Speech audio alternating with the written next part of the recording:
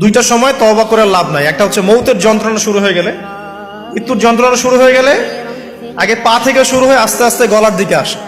হাদিসে যেমনটা এসেছে, সূরা ওয়াকিয়ার মধ্যেও আছে যে পায়ের দিক থেকে যন্ত্রণা শুরু হয়ে আস্তে আস্তে আস্তে আস্তে এই গলার দিকে আসে, এবং আত্মাটা গলার এখানে যখন চলে আসে, এখান থেকে মালাকুল মউত আত্মাটাকে নিয়ে চলে যায়। এবং চোখ দিয়ে তাকিয়ে থাকে মানুষ, রুহটা চলে গেলে মানুষ চোখ দিয়ে তাকিয়ে থাকে। দেখবেন এই কারণে মৃত ব্যক্তি তাকিয়ে থাকে, চোখ খোলা থাকে।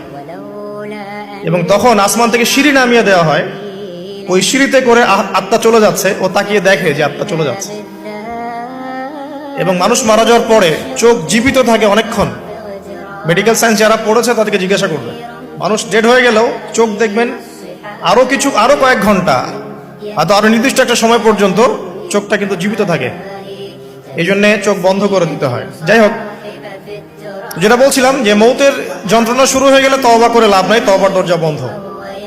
আর পশ্চিম দিক থেকে সূর্য উঠে গেলে তওবা করে লাভ নাই, তওবার দরজা বন্ধ।